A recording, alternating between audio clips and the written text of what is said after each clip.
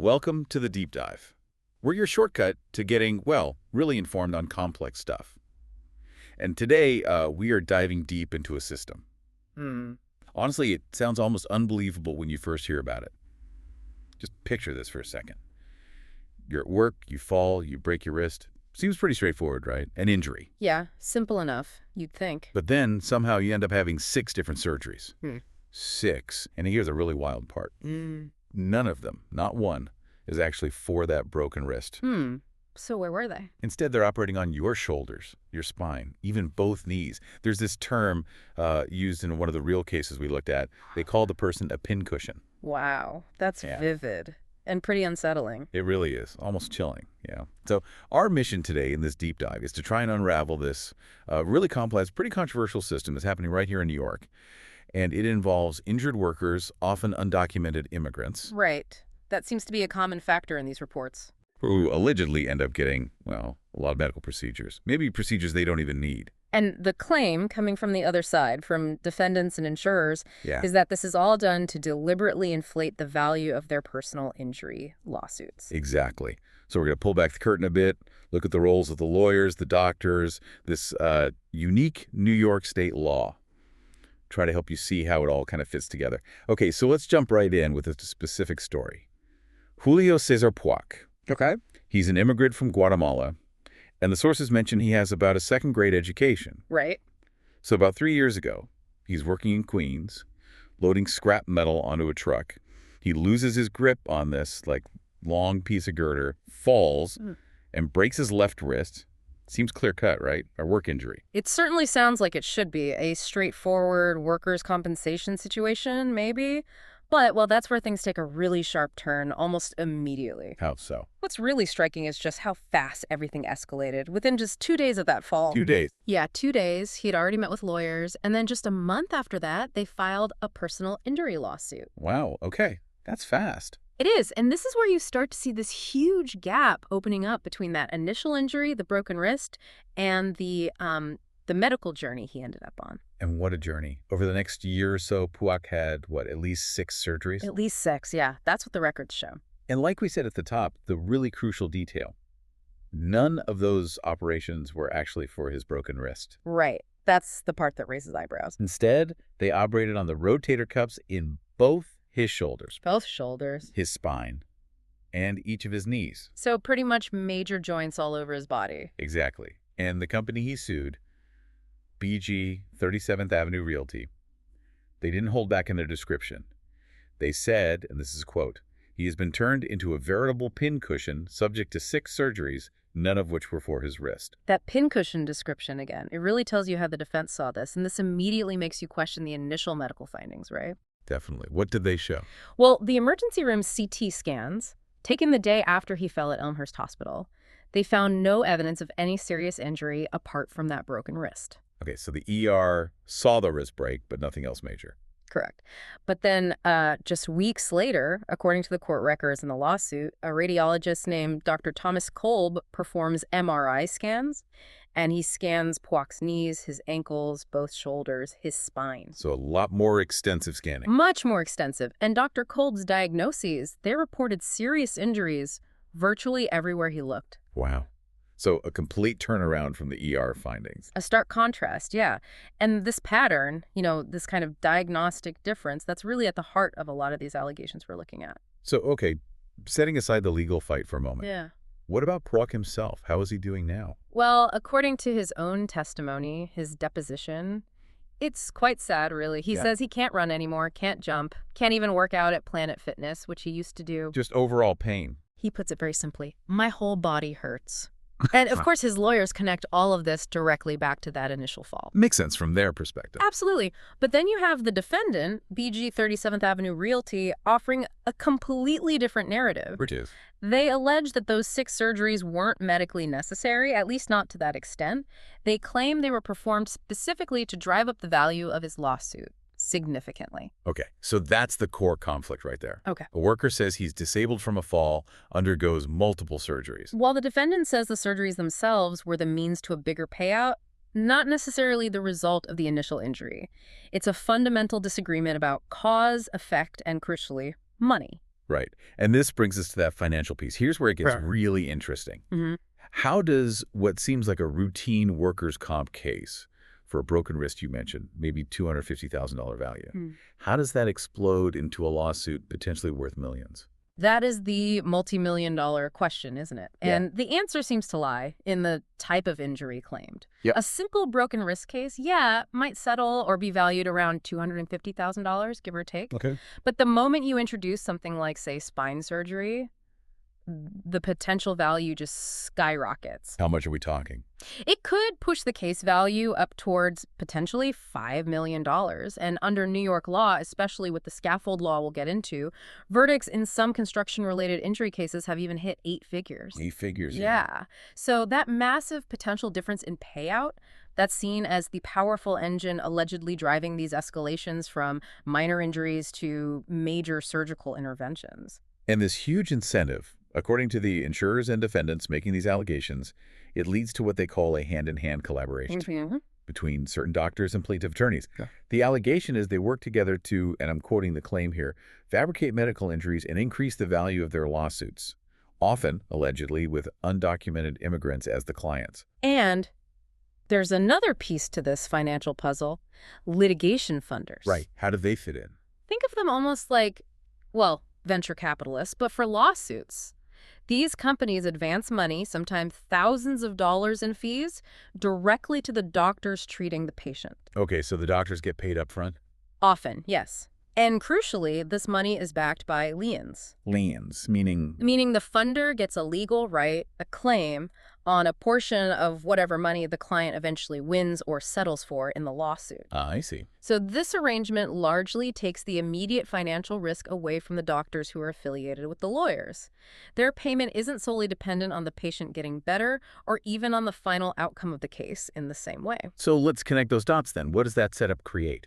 Well, according to Union Mutual Fire Insurance, who actually filed a lawsuit against doctors and lawyers over this kind of thing, they argue that with the financial risk minimized for the doctors, they allege these doctors have no incentive to carefully screen patients.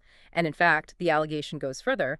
They might even have a large incentive to find injuries in every patient they see. Because finding injuries leads to more procedures, which leads to more fees, potentially funded up front. That's the alleged cycle. Their income in this model is linked more to the volume of services provided potentially than to the strict medical necessity in each case. Okay, let's dig a bit deeper into that medical connection now. Specifically, the role of the radiologist seems absolutely critical in this alleged scheme. Oh, absolutely central.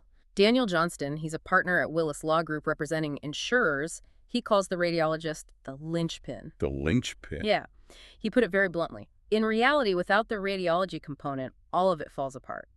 Why is that? How does it work? Well, think about it. The radiologist scans the MRIs, maybe x-rays. They're the ones who can officially identify signs of injury that, quote, require surgery. Ah, so they provide the diagnosis. Exactly. That diagnosis is the necessary first step. It's the gateway, essentially, that allows lawyers, according to these claims, to then refer their clients to what the sources describe as friendly surgeons. Surgeons who are perhaps inclined to operate based on that radiological report. That's the implication. Without that initial diagnosis from the radiologist, the whole chain of escalating medical interventions and the resulting high-value legal claims, it just can't really get started. And the sources we looked at provide some pretty specific and, frankly, unsettling examples of alleged misconduct here. Yeah, there are quite a few. Let's go back to Dr. Thomas Kolb in the Puac case. As we said, he diagnosed all these injuries. Right, virtually everywhere. Which contrasted so sharply with those initial ER findings that showed only the broken wrist. That difference alone is a major red flag in these kinds of allegations. It definitely stands out. And then there's this lawsuit involving Kolb's former partner, Dr. Jacob Litchi. Okay, what happened there? Well, in a lawsuit over their imaging business partnership, Litchi accused Kolb of actually altering Litchi's own medical reports. Altering them how? To include non-substantive modifications in order to enhance their value in personal injury litigation. That's the direct quote from the allegation. Litchi claimed Kolb did this to ingratiate himself with referring attorneys. Wow, that's a serious accusation between partners, altering reports for litigation value? Extremely serious. And according to the sources, this isn't just about one or two doctors. There seems to be a pattern alleged by insurers. Right. They mention others, too. There was a Dr. Kevin H. Weiner. Weiner, yes. What about him? He apparently frequently supplied medical evidence in these construction accident lawsuits, but his practices eventually led to trouble. Trouble how? In 2023, the New York Department of Health actually banned him from providing surgical or invasive treatments. Why? What did they find? For performing unwarranted tests and invasive treatments. So official action was taken there based on his practices. Okay, so unwarranted tests, invasive treatments, but then there's an even more, well, astonishing allegation in the source material. Oh, what's that? It's the claim that in some really extreme cases, the surgeries that were billed for might not have actually happened as described, or at all. Seriously, how could that? Well, there's an affidavit mentioned from Dr. Young Kim. He's the director of degenerative spine surgery at NYU Langone Medical Center. Pretty credible source. Okay, and what did he say? In one worker's lawsuit, he reviewed post-operative MRI scans of the plaintiff's back.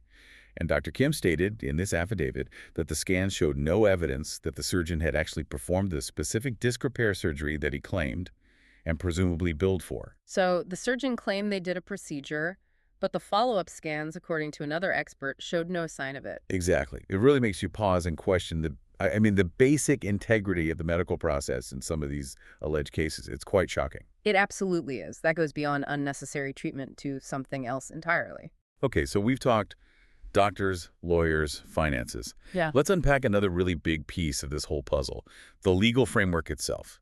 Specifically, New York's Labor Law 240. Ah, yes, the Scaffold Law. Highly controversial. Very. Tell us about it. What makes it so unique? Well, the first really unique thing is it only exists in New York. No other state has a law quite like it. Only New York. Okay. And it's what's called a strict liability law. In the context of construction sites, it allows workers injured by gravity-related risks, think falls from scaffolds, ladders, or being hit by falling objects, to sue. Well, basically everyone associated with the construction site. Everyone. Like who? The property owner, the general contractor, potentially others, even if the worker's own employer, maybe a subcontractor, was the one directly supervising them or possibly even negligent. So going back to Puac. Yeah. He worked for an outside contractor, right? Not the building owner.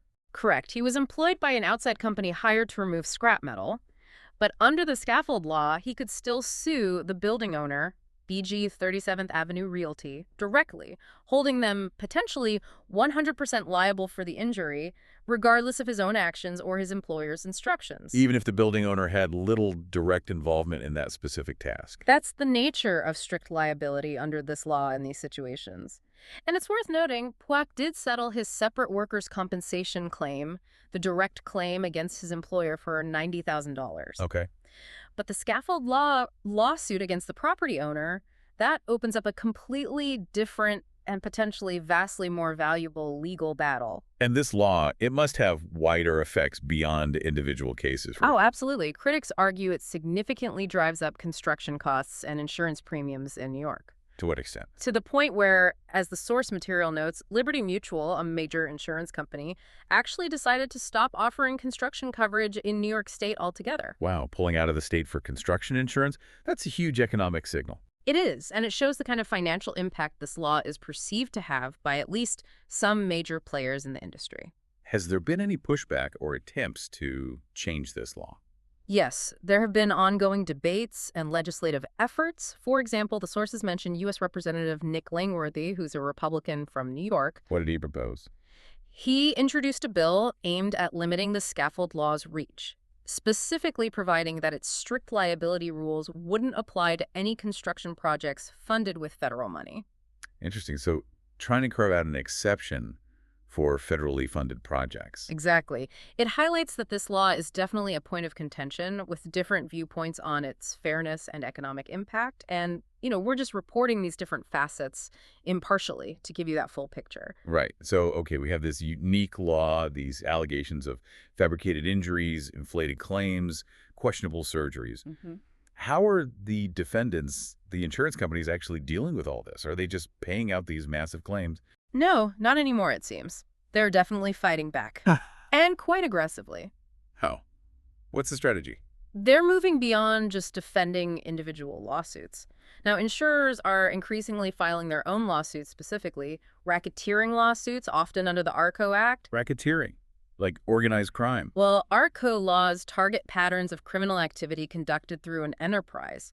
So insurers are using these laws to go after what they allege are organized rings of doctors and plaintiff attorneys. So they're alleging a coordinated scheme to defraud. Precisely, claiming these groups have systematically fabricated evidence of injuries in potentially thousands of cases across New York. It's a much more proactive and, frankly, confrontational approach. Have they had any success with this strategy? Fighting back like this? Yes, they have seen some significant wins. Geico is a good example mentioned in the sources. What did Geico achieve? They won some major rulings in federal court, including getting an injunction, basically a court order stopping certain activity. An injunction against who? Against a group of doctors, chiropractors, and acupuncturists. These providers were seeking to collect millions of dollars for treatments Geico alleged were fraudulent. And this was under New York's no-fault auto insurance system. Exactly. That system is designed to pay medical bills quickly after car accidents, regardless of fault. But Geico argued it was being systematically exploited. How much money was involved? Geico claimed these specific defendants had filed thousands of claims and had already collected over $6 million before the court injunction blocked them from collecting more pending the litigation outcome. So, yes, real money and real court victories for the insurer side. Okay. Bringing it back then to the Puac case, the Pincushion case we started with. The defendant there, the building owner, they also fought back pretty strongly, didn't they? Extremely strongly. Their counter-allegations were particularly stark. What did they claim? In their counterclaim filed against the doctors who treated Puac, BG 37th Avenue Realty accused them, and this is another direct quote, of having intentionally mutilated a non-English-speaking immigrant laborer with a second-grade education. Mutilated. That's incredibly strong language. It is. The quote continues. Premised upon an incident with an unrelated injury to line the pockets of doctors and attorneys. Wow.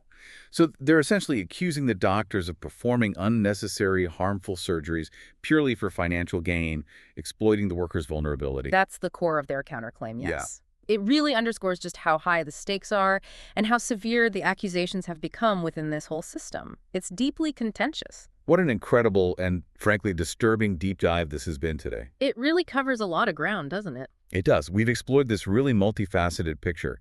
You start with an injured immigrant, a simple broken wrist, and allegedly that leads down a path to multiple complex surgeries, multi-million-dollar lawsuits, and these really serious accusations of exploitation, even fraud. And all of it, as we've seen, seems to be underpinned by these unique New York legal frameworks like the Scaffold Law and these very powerful financial incentives that appear to drive behavior within the system. It creates a very specific kind of ecosystem. Yeah, ecosystem is a good word for it. And it really does highlight the complexity, you know?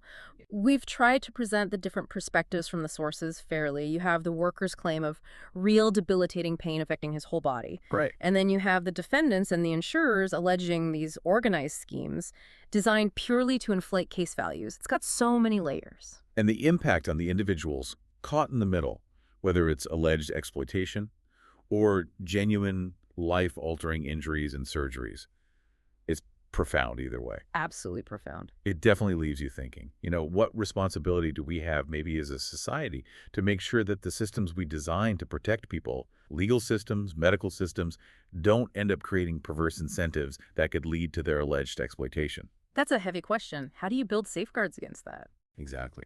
So thinking about everything we've discussed, what stands out most to you from this deep dive into New York's alleged pincushion system? Something to really mull over.